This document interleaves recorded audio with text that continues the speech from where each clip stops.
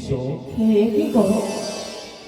আজ শুধুমাত্র পুষ্প নেব বলে এই গন্ডিকে অতিক্রম করে যেতে হবে।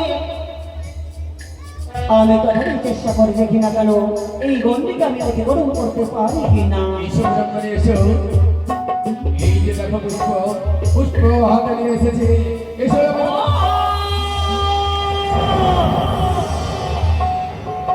ব্রাহ্মণী, হঠাৎ করে থমকে গেলে কেন? এসো এসো, আমি তোমায় পুষ্প ভিক্ষে দেবো। কোনটি অতিক্রম করে এসো।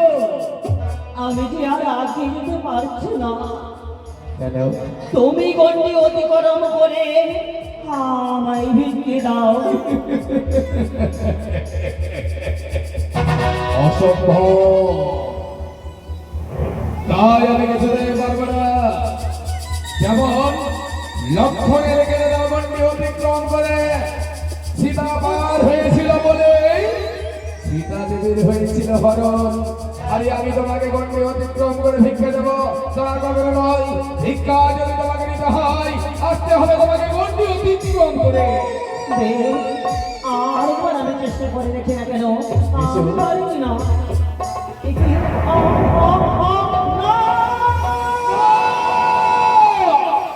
বারবার গন্ডি অতিক্রম করতে পারে না। নিশ্চয়ই আনন্দ নবী মহাভারী নয়, নিশ্চয়ই ওই চেঙ্গুড়ি কুচক্রীকারী ছলনাময়ী রাক্ষস।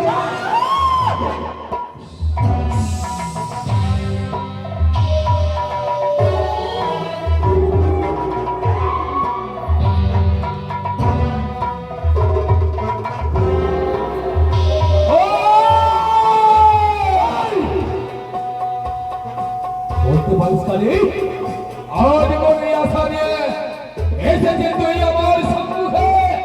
এই আশা নিয়ে এসেছি চাঁদি। মনে আশা মা বলে তোমার মনে স্বীকৃতি দাও, তোমার পুত্রের মঙ্গল হবে। নগরে থাকবে তাতে শুরু করবে করাতে।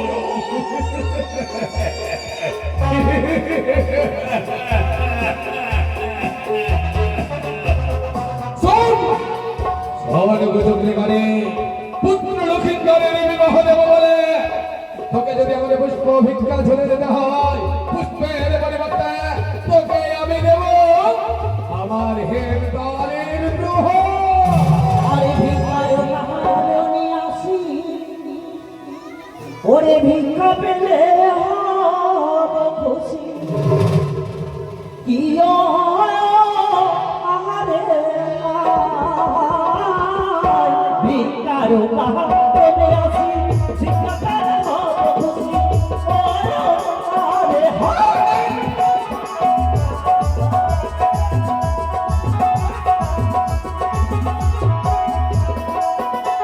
আরে ভিক্ষার কাহারে নিয়ে আসি, ভিক্ষা পেলে হব খুশি।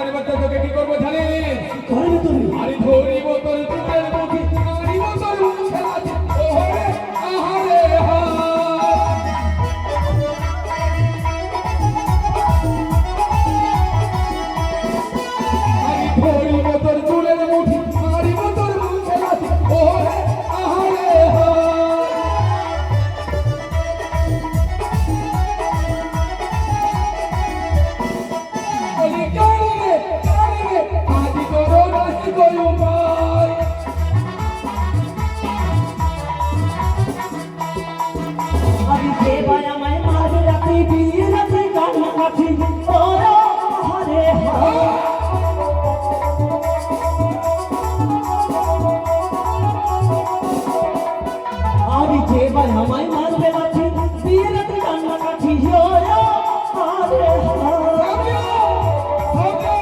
কোথায় পালিয়ে যাবি নাকি?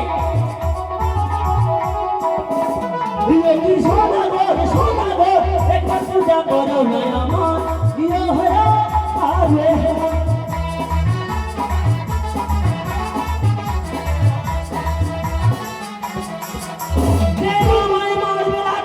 হ্যাঁ,